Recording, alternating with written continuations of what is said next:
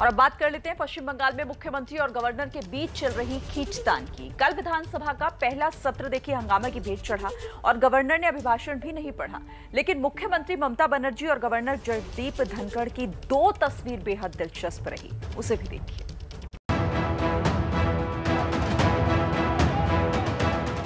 विधानसभा सत्र के पहले और बाद की इन दो तस्वीरों के बीच हंगामा ही हंगामा है। दोनों तस्वीरों में मुख्यमंत्री ममता बनर्जी और राज्यपाल जगदीप धनखड़ मुस्कुराते हुए दिख रहे हैं, मानो कुछ हुआ ही नहीं। लेकिन सियासत में जो दिखता नहीं है वो तूफान से ज्यादा खतरनाक होता है।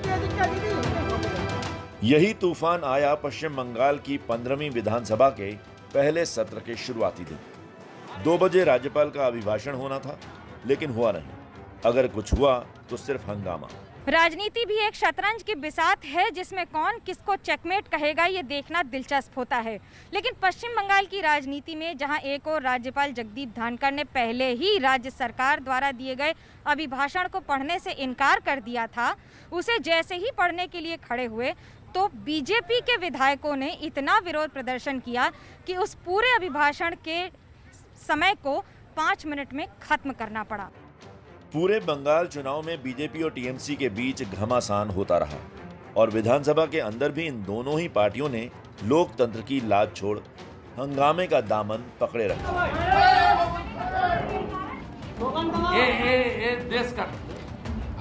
सत्र के बाद बीजेपी विधायक गले में भगवा गमछा और हाथों में चुनावी हिंसा में मारे गए लोगों के पोस्टर लहराते सामने आए। सदन के अंदर इसी मुद्दे पर जय श्री राम के नारे लगाए गए।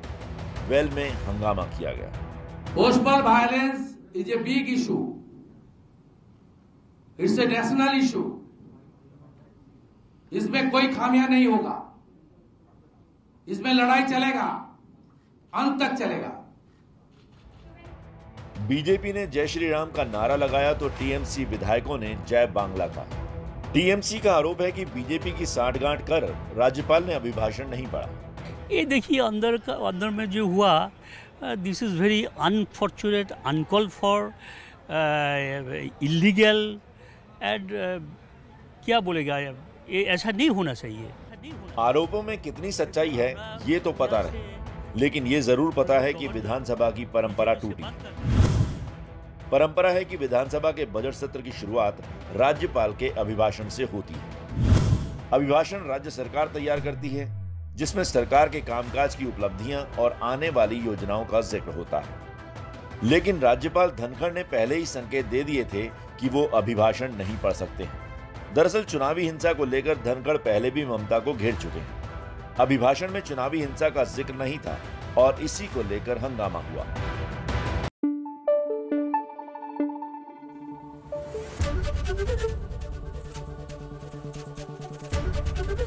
एबीपी न्यूज आपको रखे आगे।